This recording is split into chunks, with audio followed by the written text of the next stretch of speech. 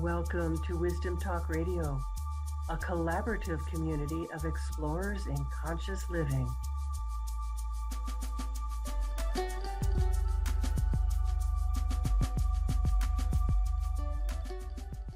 Welcome to today's episode of Wisdom Talk Radio. This is where we get to explore the depths of conscious living and what it means to live a truly expanded life.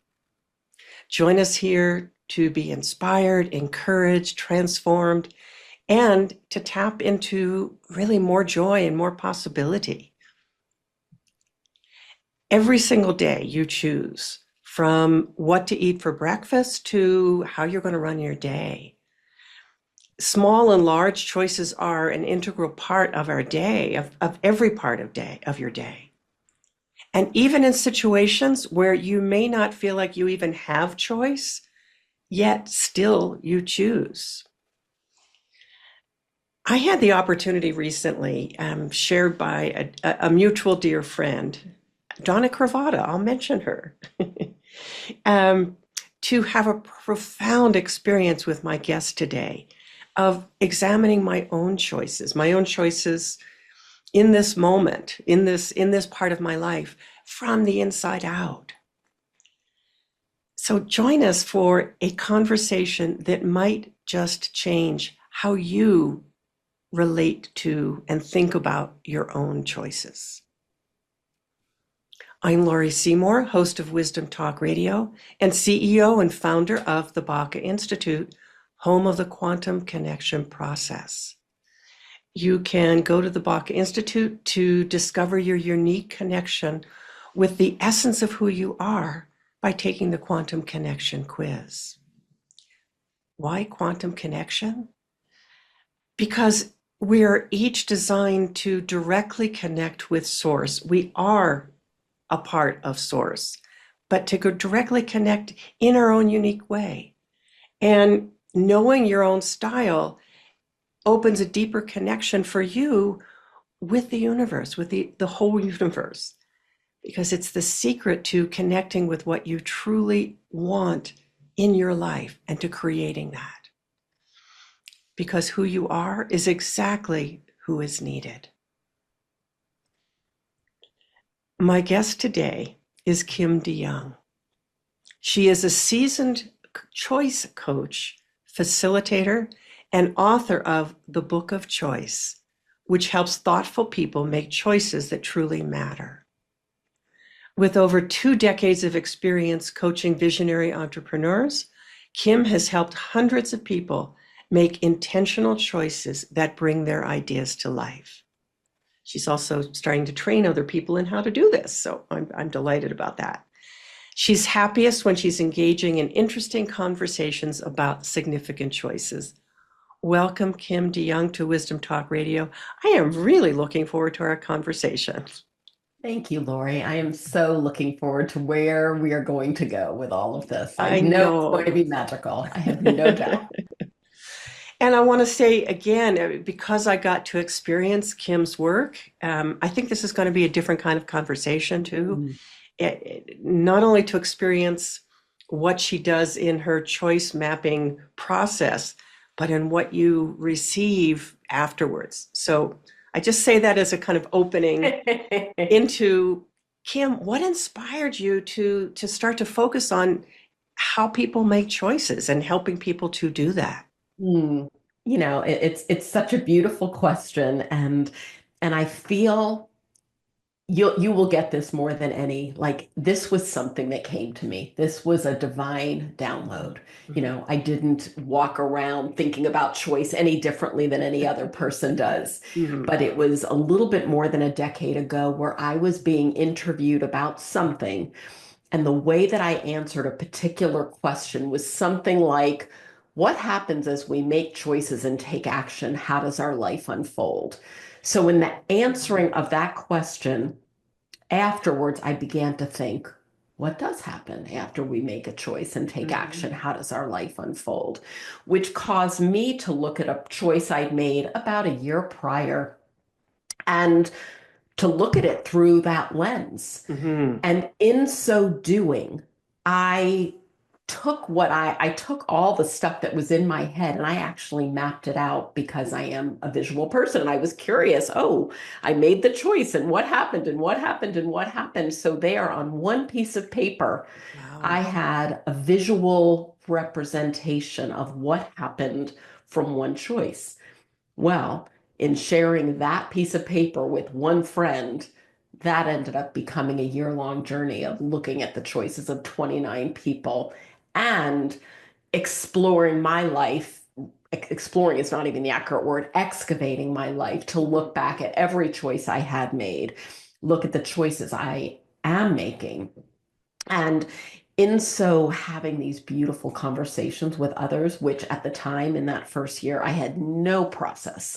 It was just an experience of me connecting deeply with someone to understand why they made a choice they did. And in the beginning of that conversation, things unfolded. And at the end of the year, it was like, wait, I've gathered a lot of stuff. What will I do with it? And that's the space that I'm sitting in now. Wow.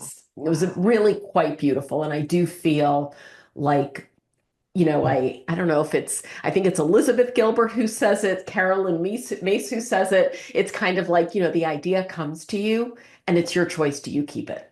I could have passed on this Absolutely. and someone Mm. else could have written the book about Yes. choice and choice Yes. mapping, Hmm. but I took the call. That Yes. was really what it is. So Yeah. I heard the call and I went with it, and thus my life has changed. And I say that too. I talk about that a lot, and that for innovators, for people who bring through something new, yeah, it's out there in the field, but it was your choice to answer that call. Yeah. And that brings you to this moment in time. And but somehow in you looking at the choices that you made, and I want to hear more about the how of that. You shined a light on the whole process Mhm. of making choices. Yeah. Yes, no doubt. When I first created my very first map, which at the time I did not have again, I said I did not have a process, but I was enjoying the concept of looking at a choice I was making or did make Mm. differently than one does when they journal. So when you journal, the natural process would be to write and to write and to write, and there's beautiful fluidity in your words. Differently, when I was mapping, I Hmm. was listening for little short gems. I was Ah. capturing nuggets. So I would begin with, I chose to do something, whatever the something was. And it was like, why did I do that? What came from that? And I would just listen for each time I asked a question of myself, I would listen for my answer and I would capture Ah. it in very succinct words. And then it would say, my intuition would say, ask another question, ask another question. And I just began to follow the experience of initially with myself, having an internal Q&A with myself, Hmm. and then with others, taking them on a journey that I had no roadmap of which to tell them we were going. So, for example, let's imagine I had known you in that first year and I Hmm. had said, Laurie, how would you like to spend an hour with me and let's explore a choice that you made? Hmm. And you would say yes, because that's an interesting kind of fun thing to do. Right. And we would just go on a journey. And I would say, tell me about the choice. And it could be a choice you made a year ago, 10 years, 20 years, whatever it was. Hmm. And we would begin pulling it apart.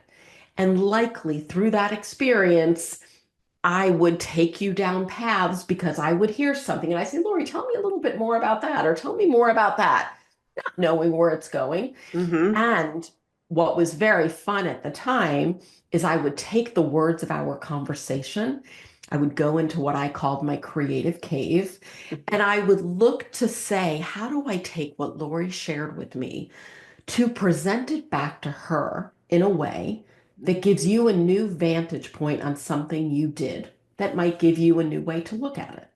So the first year was spent prime 90% looking back. Hmm. Then I shifted into, okay, let's look forward to choices we are making and want to make. Ah, okay. Okay.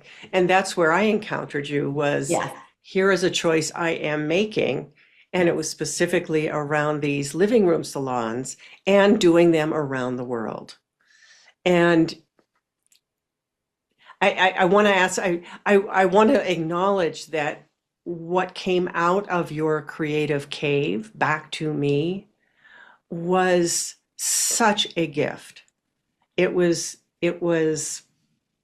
poetic, it was illuminating, it shined a light in the words you chose to use, which maybe had come from me, but somehow got woven into a completely new art piece that I got to receive in my own heart.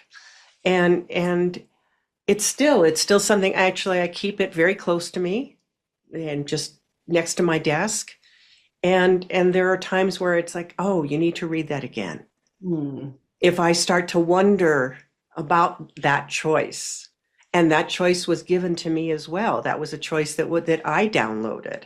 And it was like, well, what now? This is a really big choice. This is a really big opportunity. And what do I do with all of this? And so your guidance in that, what you gave back to me, it's like there's no doubt. It removes doubt, or at least it Yeah. did for me.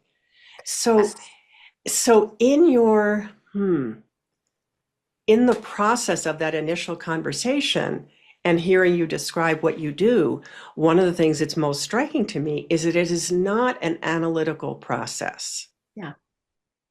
Not a drop. Not one drop. And it's a very heart-centered, intuitive, curious, creative process. It is at the most beautiful part, both for me doing it, for me now teaching others to do it. Mhm. It is a tool that supports you to learn more about yourself. It is a tool for self-discovery.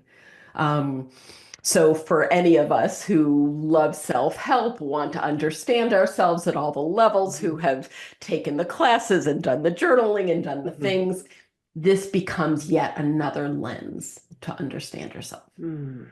Yeah. And when you're focusing particularly on choice, one of the things that's inherent in that is the action piece. And that's different. That brings in a whole other quality. Do you Yes. recognize that? 100%. So back in the day, and I will not, I will say that this part of me is not gone. I had the moniker the get it done girl. So there is a big part of me that is very action, do it oriented. Mhm. There's a reality to how do we get done the things that we need. And so as mapping evolved over the years, I created a process around it. So Mm. just take, for example, one of the key maps that I have created is something called an exploration map. That is really the heart of, let's imagine you say to yourself, and you want to do this on your own, I Mhm. want to explore a choice. And at the heart of the exploration map are 5 questions. One of which is, what are the actions that I will take on this choice that I say that I want? Mm. Now, the other questions, and they're all important, but it's, why does the choice matter to me? That's sort of the beginning of the choice that you Mhm. want to make. Mhm. What could hold me back from making that choice? How do I want to show up in the world as I make that choice? What becomes possible for me as I make that choice? And what are the actions I will take? Because without action, it's all just conjecture and Mhm. whatever. But the magic of the action is that with action, momentum begins. So now you have this choice for you. I choose to do my salons around the world. Well, Mhm. that's a beautiful choice. And I know in our experience, we explored a lot of components of it. Mhm. And there were also clear actions of what will I choose to do now, short-term actions. Mhm. And you know that the minute you start doing some of those short-term actions, other stuff starts to happen. Yeah. An opportunity pops up, a synchronicity happens, a call happens. Like life starts to move with you. Right. Right. So the Right. choice takes on a bigger life, but you must take the action to get it Mm. going. You Mhm. must. That's beautiful. You must take the action to get it going. Yeah. And to let momentum be a support on your side. I mean, you'll love this visual. It's like as we make any choice, imagine that the left masculine leg, the energy is taking action. We must do that. And then our feminine side is receiving the synchronicities, the nuances, all of the subtleties, Yeah. but they both move in tandem. And Mm-hmm. if you don't begin the action or the masculine action oriented, the feminine piece can't join in. Mm-hmm. So both Mm-hmm. move together. And that is where the unfolding of a choice truly begins to happen. In the receiving of the impulse, perhaps, or the inspiration, that's that feminine side of that, the yin side of that. And then we've got to take action, that yang masculine side. And Yes. then there's another piece, and yet another action, and another piece, and another action. And it's the noticing, like when you are taking action in your doing mode, Mm-hmm. noticing like what's also just happening out there. You know, Hmm. you took action on an opportunity. Did you just get a phone call? Did something just happen? Did you Ah, just have an insight? You know, those are the things that happen that are easy to dismiss and yes, not notice that they're happening, yes, yes. but they would not have happened had you not done your part and begun taking action. They work in tandem. So pay attention. Pay attention. Pay attention. I hear Take that action loud and and pay clear. attention. And pay Both. attention. Pay attention Yeah. to what happens and what comes to you. Yes. Yes. That's interesting to me. When I do, particularly when I do Tereya touch sessions with people, which is a hands-on way of working with the energies, I will say at the end, pay attention to your thoughts because you may have a completely new thought or a different type of thought or an idea that you may think, oh, well, that's silly. I'm going to just dismiss that. But pay attention because these are how things are moving in you. These are Yeah. how things are working with you and how you can work with it. Yeah. Wow. So I'd love to hear what some of the kinds of things, some of the kinds of situations that you've taken people through and the choices that they've made from this. Oh, I mean, it is quite broad because I have had the pleasure, privilege, opportunity to speak with young adults. So they are navigating new personal choices, professional choices, relationship choices without the wisdom and confidence of years behind them. So Mm-hmm. there's that. I've worked with people who were kind of in a life transition, choosing to let go of one thing to step into another. Mm-hmm. I've worked with people who were in their 80s, kind of like, how do I want to live my last years? What Mm-hmm. do I choose to do? Who do I choose to be? So the choices may depend a little bit on the time of life, where you are in your life. You know, we're all always navigating some version of the personal choices that we're making for ourselves, whether that's personal self-care, personal development, that kind of thing, Mm-hmm. as well as any form of professional choice. Are we staying with what we're doing professionally, leaving it, tweaking it, you know, all the versions, and then the granularity. You know, yes, I may be a coach. Am I choosing to do a different type of coaching? Am I choosing to launch a program? Am I choosing to do it? Like, these are all versions of choices, very important ones. Mm-hmm. And then, of course, relationship choices. Are you choosing to stay in a relationship, to leave a relationship, to improve the quality of a relationship, to let go of somebody in your life that's toxic, to Mm-hmm. reconnect with an old friend that you've missed, to forge a stronger relationship with your mother? I mean, you know, there are the gamut of choices that we have at all of them. And many times we're navigating many. And Usually, it's I'd say, bringing maybe not always. always. And, you know, and in addition, we're navigating the ones that are, you know, I call them small, the simple and momentary choices. What are we eating? What are we wearing? And the truth is, Mhm. if we get hung up on those can get in our way from really making the more proactive, impactful choices that do matter. Ah, Okay, so So, that's, I wanted to ask you about obstacles. Like, yeah, what are, because this is, it seems to me this is also a process that uncovers those obstacles yes. or potential obstacles. So it's interesting that you phrase it that way. I became aware when I first my book launched in June of 23. Mhm. And one of the things that I became aware of, and I wanted to figure out a way to make it clear to others, was I was beginning to notice different decision-making types, meaning that some people are like me, as an example, a little bit of a rhino. I process a lot internally, but I decide quickly. Mhm. But I would say the gamut of people get caught up in some form of deliberation, and the obstacle that they're navigating is, I'm scared to make the choice. Will it be the right choice? What if I don't know enough? There's that a lot of second guessing. Or maybe I have thought about it, but I've got a bit of avoidance. Or maybe I've thought about it, but I'd rather stick my head in the sand, or I'd rather not do it, or I'd rather somebody else make the decision for me. Like Mhm. there become these obstacles of, and they're often fear-based, of, what if it's the wrong choice? I mean, I hear that probably 90% of the time, that if I really get to the bottom of it for somebody, if they're really scared to step into Mhm. what it is, Mhm. what if it's the wrong choice? What if I've made this mistake? What if I don't have enough wisdom to do the thing that I want to do? What if I were 10 years older, I would know that much more?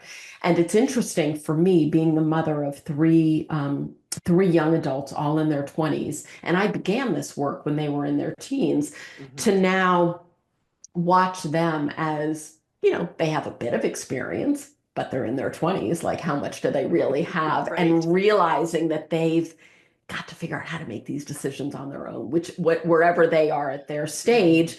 And then to, and I say this to them lovingly, it's not my decision to make for you. It is for Mhm. you to make the best decision you can in the moment with what you know in the moment, and then to use that wisdom when you make your next decision, and to realize that, and at some point, like, to let go of the weight of every decision, because that's paralyzing. Yeah, That in okay. itself is a paralyzing Mm.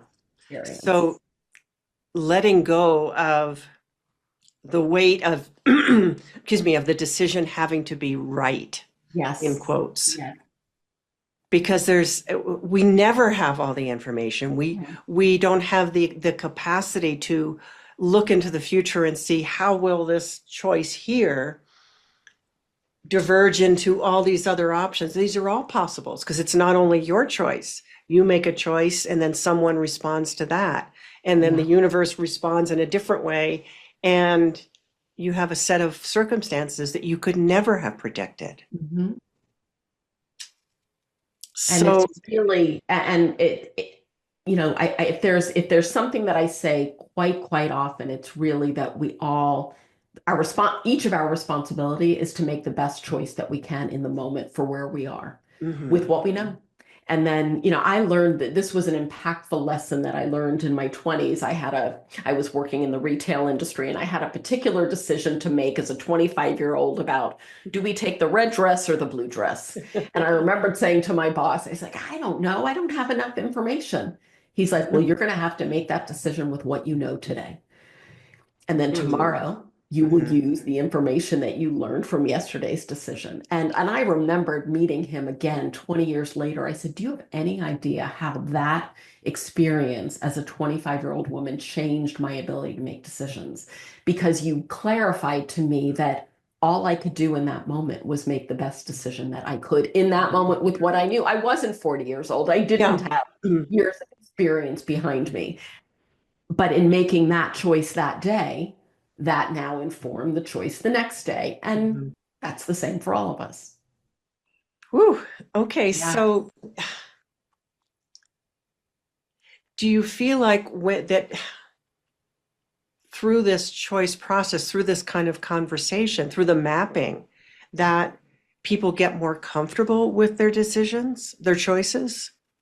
That's a really beautiful question. I think what people get when they choose to map for themselves is a deeper understanding of themselves.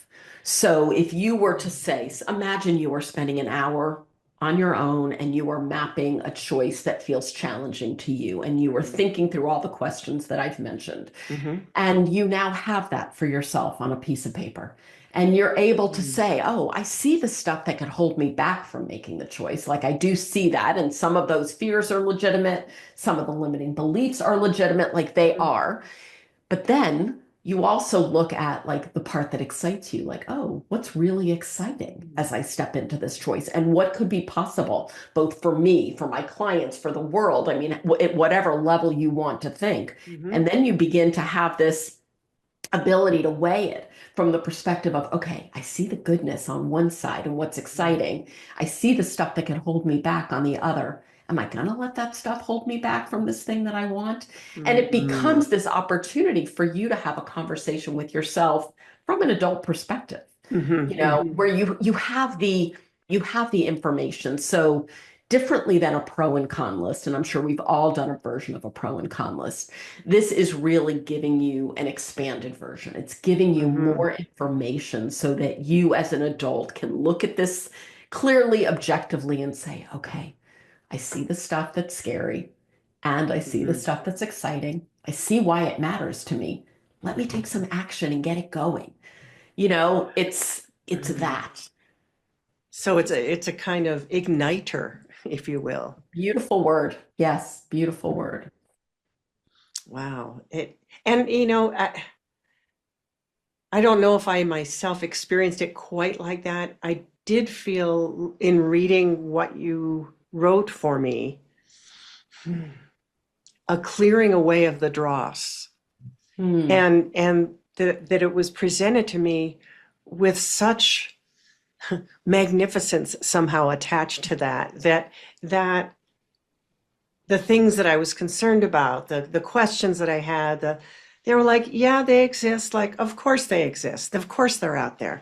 Of course, what if go somewhere, I fly somewhere and I have a salon and nobody shows up or people don't like it? Yeah, well, that's of course. But am I going to let that stop me? Mhm. What's the value of that? How do I move forward with my life if I don't do this? Well, and I'll jump in to Hmm. say a key piece of why you don't let those fears get in your way is we got clarity on why does it even matter to you to begin with. Like you had Mm. deep reasons. So for anybody who is choosing to make a choice about anything to really get to the bottom Hmm. of why does it matter to you, and you go there. I mean, you could Hmm. start with a few kind of cursory ideas. And the more and more time you spend and you dig and you're like, why does it really matter?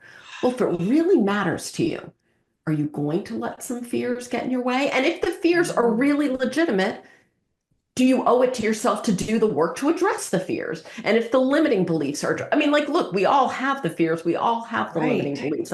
I'm not saying any of that goes away, but if the choice matters enough and you see what's possible and that's exciting enough, do you do the work to get over the fears and the beliefs so that you can bring the choice to fruition and begin to take some action? Mm. Mm.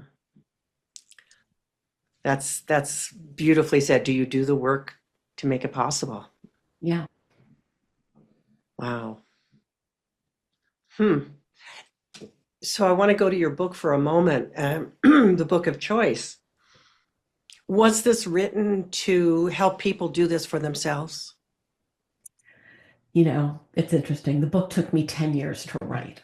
And when, so I had that 1 year of exploring choices with others, and I'd never been a writer, but I had the feeling after that 1 year, I thought, wow, I have been led into a world. Like it would be irresponsible of me to not share what I learned. Mhm. And when I began the book, I wasn't sure exactly what it was. Was it me sharing the stories of others? And Mhm. it wasn't until a couple of years in, and the book went through various iterations, that an editor of mine said to me, Kim, you're not sharing your mapping process with anybody. Maybe you should. And I thought, well, that's interesting. To me, it was always the thing that I did. It was the way that I worked with people. It was how I pulled Ah, information so it out. was inherent to you rather than doing the meta level of what I is it you're never doing? envisioned teaching it. And it wasn't until this editor said, maybe you want to teach it because people might be interested, that now I had to sit on my shoulder to watch how is it that I do what I do so I can Yes. teach it. Mm-hmm. And in so doing, I had a moment in the book where I remembered, this is probably 5-ish years, 6 years into the writing. And again, it had been through various iterations. And I met with a new editor, someone that I really esteemed woman. And she said, Kim, what's your book about? I said, well, it's part memoir, it's part love story, and it's part process. She said, oh no, your book cannot be all three, especially as a first-time author. I recommend that it be process. And then if people love you and they love your process, you can write a memoir. I thought, well, that's interesting. So I remembered running off for the next few weeks Mm-hmm. to now take what I had written and to remove everything that was memoir and to only keep process. And that was at the beginning of COVID, and my dad died. And I put the book away probably for 6 months. And when I came back to it, when I was ready to look at it again, I didn't even know what I was reading. Because I had removed the story and I was left with process, I was very disoriented. And that caused me to have to rewrite again in a way that I could imagine teaching the process to people so that it was almost like Legos. I needed to give the process of mapping to others so that it was a very buildable, relatable, accessible Ah, process. mm-hmm. And I had to figure out, how do I break this down for people Mm-hmm. so that they can really do it and Mm-hmm. it Mm-hmm. becomes something fun to do.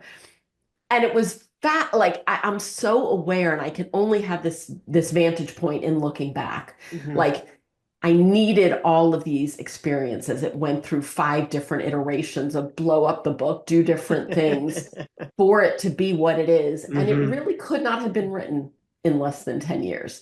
And Wow. I guess the beauty for that of me is that in that 10-year window, number one, I own this content. Like, it is within every cell of my being. Mm-hmm. I could speak about a choice with anybody on the face of the earth and go there Mm-hmm. with them. Yeah. And I would feel confident and comfortable and know that I could give them a beautiful experience and help them to understand something they've never done. Yeah. And I don't know that I would have had that if I didn't have the 10 years of, like, it percolating, and also to have truly crafted something that I feel like a student could use, like anybody at any age could Mm-hmm. jump in. And because I've spoken to people of so many ages and stages, and their stories are captured in the book, it's relatable to many. Right. Right. And People I can often make use of it. Mm-hmm. and I often say to people, like, even if you're reading and you're reading a story, maybe I'm telling about a young woman, and that's like, imagine it's you. Imagine it's you at a younger age. How might you have handled what she did? Like, look at every lens of every story that I've captured of what would it be like if you had done that? How Right. might you have done it differently? Like, it's such a fascinating vantage point for people. And, Mm-hmm. it's none of us are immune to making choices. Like, we all do, we all Mm-hmm. will. Mm-hmm. We all feel regret for choices we made. We feel pride for choices we've made. Like, we're all the gamut of it. Yeah. And what I hope that the book really does for people is it gives them uh, confidence in making their choices more intentionally. It gives them a way to look back with kindness and compassion at the way that they did make Ooh. their choices, Ooh. and Mm-hmm. some more greater confidence and clarity as they make new choices. So there's a lot in it. There's a There's lot in really a it. lot in it. It's Yeah. not a beach read. I will say that. It is not a beach read. No, it sounds like more of a let me keep this on the side of my bed. Yes, and let me come back to it at different times. Mm-hmm. You Mm-hmm. may be, I've often said it, I envision it may be the book that you read, and then you come back to, you're like, oh, I have that so and so decision. Where's that in the book? Let me look up that thing about relationship choices. Let me go Mm-hmm. back to things about past choices. I'm navigating something. So it becomes almost a Bible and a guide. Mm-hmm. Mm-hmm. Yeah. Yeah, I'm feeling badly about something I did in the past, a choice I made. Yeah. Let me see how I could revisit that and see it Mhm. differently. Yeah. Yeah. What advice would you give to excuse me, someone who has a difficult choice to make, and they don't know how to proceed. Mhm. How would you start them off? How would you recommend they interact with that choice? I would say one of the key things, often the reason a choice feels overwhelming is that choices are not, rarely there are they just one choice. Mm, Usually there's a lot of intertwining of stuff within a choice. So I will use an example, and then I know this will be clear. I was recently having a conversation with a young couple who are in, they're both navigating their own professions. They don't live together and want to live together. So although they came to me with the conversation around the jobs, really inherent around the jobs were, well, where are you living and what are you doing and how are you navigating that and how do you feel about what mm, he's doing and she's doing and all the pieces. And so in that process of all that complexity, I was pulling apart the threads to find what is the small choice to make now. Maybe it's not the bigger choice. So sometimes within the complexity and the overwhelm, that's often there because you need to pull apart the weeds to see like what am I in control of now? Like hmm. what piece of that choice can I make now? Maybe not all of it at the moment, but I think that rings true for all of us. And if you would really look at what is causing you anxiety at any time when it comes to making a big choice, it's often the overwhelm if there's just a lot of complication Hmm. choice, pieces of it that until you start pulling it apart, you're not really consciously aware that it's all there. Right, That's right. where the mapping happen becomes helpful. It's like, oh, wait, I see there's this piece and this piece and this piece and this piece. And then again, with adult eyes, you can look at it to Mhm. say, okay, that's not highest priority. Let me focus on this now. I can control this piece. I Mm, can use this mhm. piece. What's the order of operations? Maybe I focus on this now and I get to that later. So that's a really key, and it happens for everybody at every age. And it'd be fascinating to go look at a particular choice that you're feeling stumped about now and Mhm, to look at mhm. it honestly, like what else is in there that is possibly getting in my way? Yeah, yeah. I'll tell you, here's a funny thing. I don't think I've ever shared this example. This is amusing. I remembered actually speaking with a friend who wanted to make the choice to redo her kitchen. And she could not get off square one to choose to do her kitchen. And finally, at the root of it, I said, what is getting in your way? She's like, well, if I really redo the kitchen, then I've got to open up the walls. And if I open up the walls, then I've got to do the pipes and the this and the that. And then I've got to really put on the extra bedroom. And then it's the question of like, if I put on the extra bedroom, am I creating a new space for my mother to ultimately come live with us? So all of a sudden, Ooh. like, it wasn't just a kitchen. It was like, am Mm-hmm. I redoing my entire house so we now create a house that can house my mother? Yes. That was an enormously big thing. Of course, she was overwhelmed. I mean, a kitchen is Mm-hmm. overwhelming unto itself, but when we pulled it apart to realize that, wait, there was a lot more stuff to it, Yeah. um, that helped her to see kind of what was going on and Mm-hmm. get some Hmm. clarity. I'm thinking about timing too for choices. I was in the midst right now of when do I return to France? There's something in particular I want to go back for. So I was feeling the kind of inner push to go back sooner than later. And in the middle of the night last night, it became very clear that it was personal will. Like, yes, I want to go back for this. And yet all of these other things were, this is not the right time. You're pushing. You're letting your personal will drive the show or run the show. And that's not that's not how I want to live. That's not how I Yeah, do live. So yeah. then had to surrender the, oh, I'm going to go in May. Just give myself some space. Mhm. And then my whole body relaxed with that. And sometimes what's interesting that you're describing, you can choose not to choose. So there's the Mm, consciousness. There you were feeling like I've got to choose, am I going? And maybe the choice to make at the moment is I'm choosing not to choose at the moment, or I'm Mm. choosing to say no for now. I'm choosing to say no for now. I mean, Mm. that is a powerful choice. It I'm is. taking It it off the is. docket right now. This is not a choice I am considering at the Mm. moment. Mm-hmm. Mm-hmm. That's powerful. Yeah. And it does have ramifications. There's people I need to let know. There's Yes. things that I won't get to experience, perhaps. Right. And in the bigger picture of what is the right timing, that's okay. And you're bringing up something interesting from a mapping perspective. You could imagine, I choose to go to France, I choose not to go to France, and Mhm. exploring both kind of like, through all those details so that you are left with this like really what sits best with me at this time. Right, right. And what feels aligned. Yeah. Mm-hmm. Yeah. Could you, as we come to a close, restate those 5 questions that you put out? Yes. So for an exploration map, which is really a tool that allows you to get to like the what's and the whys and the emotions and all of it, you begin first with the choice. And I always suggest that you begin with a statement that either is, I choose to blank or I choose to explore blank. Mm. So in your case, I choose to go to France or I choose to explore going to France. They have a different energy. Mm-hmm. So Mm-hmm. that's how the map begins. Question one is, why does the choice matter to me?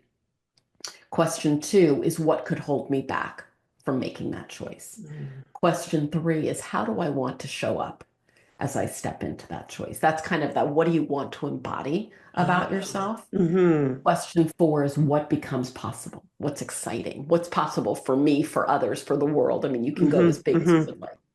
And question five is, what actions will I take? And I really like to focus on short-term action. Like, what short-term actions Mm-hmm. can I Mm-hmm. take that begin to move my choice forward? Yeah. Yeah. Yeah, and I got a clear direction on that, which was to let the person that I was wanting to um, have a meeting with know that I wasn't going to come in May as I originally thought. Hmm. Yeah.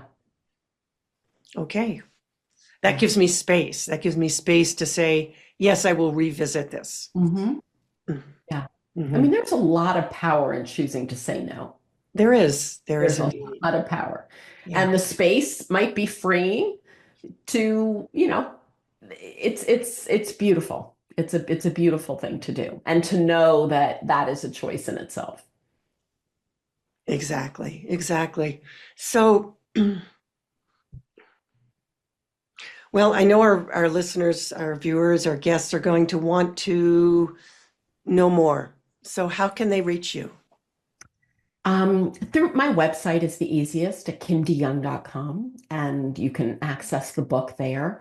I also have a beautiful quiz called the Choice Quiz, where you can learn more about yourself and the type of decision maker you are. Hmm. And what's interesting about the way that I've constructed the quiz is that after you take it, you receive a beautiful document that clarifies like what are the strengths of the way you make decisions and what are some opportunities for growth. And then you also get to see, how does your particular decision making type compare to others? So, because you may have a partner who's a different type, or a child, or a coworker. And Hmm. it's really interesting to understand how you orient in the world as a decision maker versus those in your life. Ooh. I mean, that can bring about a lot of interesting communication conversations.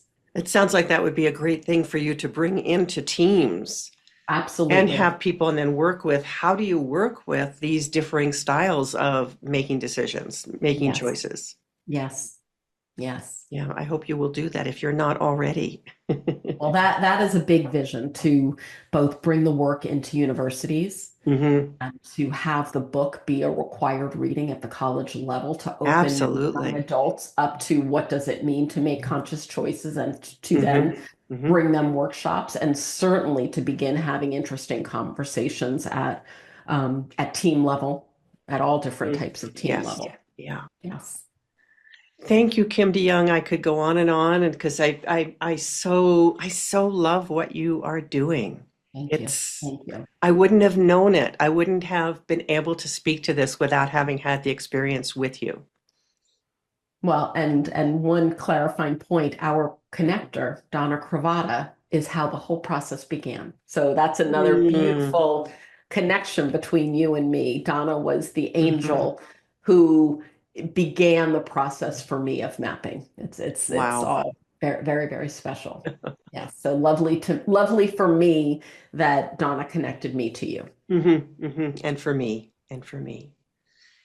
And I want to thank our listeners, all of you who have been here with us today at Wisdom Talk Radio. And remember, you can join us here regularly for more wisdom, discovery, and illumination. And if you've enjoyed this episode today, if you've enjoyed my time with Kim, please leave us a review because that's what helps other people discover this kind of transformative impact. Um, and if you want more for yourself, go and take Kim's quiz and go and take the Quantum Connection quiz to discover more about your own personal connection with Source. We'll see you next time. Thanks for joining us here at Wisdom Talk Radio. We wish you well in your conscious explorations. For more information and to join in the conversation, our website is wisdomtalkradio.com or at Wisdom Talk Radio on Facebook.